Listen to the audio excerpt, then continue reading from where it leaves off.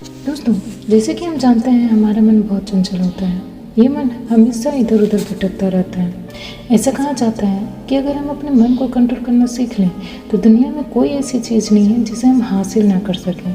वो कहते हैं ना, मन की शक्ति ही सबसे बड़ी शक्ति होती है, क्योंकि जब हम किसी काम को मन लगाकर करते हैं तो उस काम में हमें सफलता जरूर मिलती है, चाहे वह काम बड़ा या कठिन ही क्यों ना हो।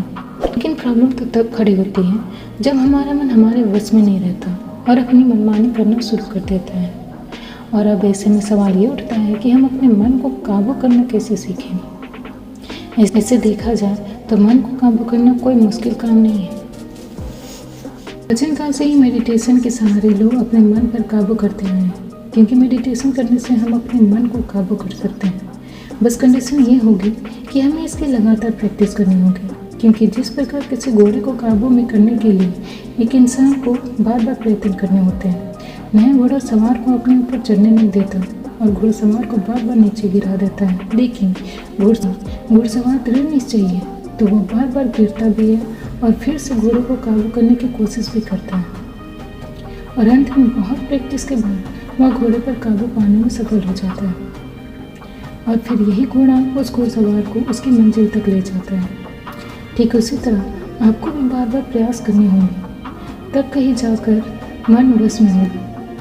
मानती हूँ यह प्रक्रिया बहुत कठिन है, लेकिन लगातार प्रयास करने से एक दिन ऐसा आएगा जब यह मन सिर्फ आपके कहने पर चलेगा।